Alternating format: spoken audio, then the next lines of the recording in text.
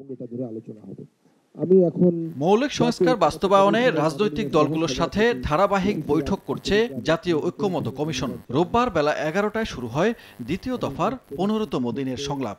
আপনাদের সাংগঠনিক দায়িত্ব আলোচনা হয় তত্ত্বাবধায়ক সরকার এবং একাধিক পদে প্রধানমন্ত্রীর থাকা না থাকা প্রসঙ্গে। তবে দুই বিষয়ের কোনোটিতেই ঐক্যমত তৈরি হয়নি।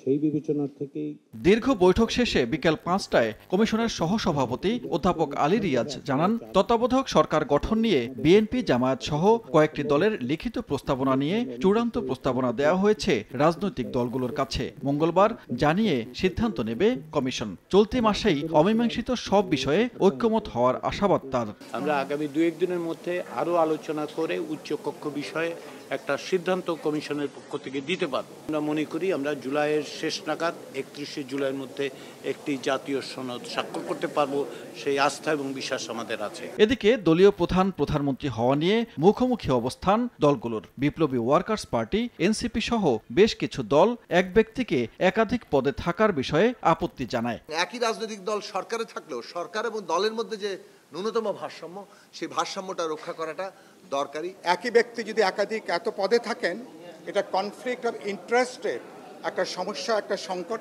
দেখা দিতে পারে। তাদের আগামীর বাংলাদেশের কথা চিন্তা করে এই প্রস্তাবটায় রাজি হবেন এবং আমাদের যে প্রস্তাবটা ছিল 3 জায়গার থেকে 3 ব্যক্তি প্রধান হবেন এবং একই সাথে বিরোধী দলের ক্ষেত্রে যে প্রধান হবেন সংসদে, সেই বিরোধী দলও যেন তার বাহিরের অন্য কাউকে দলের প্রধান করেন। দলীয় প্রধানমন্ত্রী হওয়ার বিষয়ে আপত্তি জানালেও প্রধানমন্ত্রী এবং সংসদ নেতা একজন হওয়ার পক্ষে মত জানায় জামায়াতে ইসলামী। একটি হচ্ছে প্রধানমন্ত্রী আর একটা হচ্ছে leader of the house.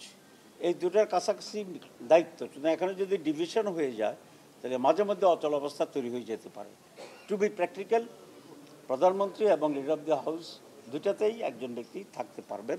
BNP বলছে ঐক্যমত তৈরি না হলেও প্রায় কাছাকাছি এসেছে রাজনৈতিক দলগুলো। দলীয় প্রধানের গণতান্ত্রিক অধিকার রক্ষায় প্রধানমন্ত্রী হওয়ার সুযোগ উন্মুক্ত রাখা উচিত। পৃথিবীর গণতন্ত্রের সূতিকাগার হিসাবে আমরা যুক্তরাজ্যের উদাহরণটা দিয়ে থাকি। সেখানেও দলীয় প্রধান এবং প্রধানমন্ত্রী একই ব্যক্তি হয়ে থাকেন, কিন্তু অপশনটা থাকা ভালো, তার ডেমোক্রেটিক রাইটটা যাতে ক্ষুণ্ণ না হয়। যে ব্যক্তি দলীয় প্রধান হন তার যাতে রাইটটাও ক্ষুণ্ণ থাকে যে তিনি ইচ্ছা করলে প্রধানমন্ত্রী তো পদ নিতে পারেন। সেই জন্য আমরা বলেছি যে এটা ওপেন থাকা ভালো।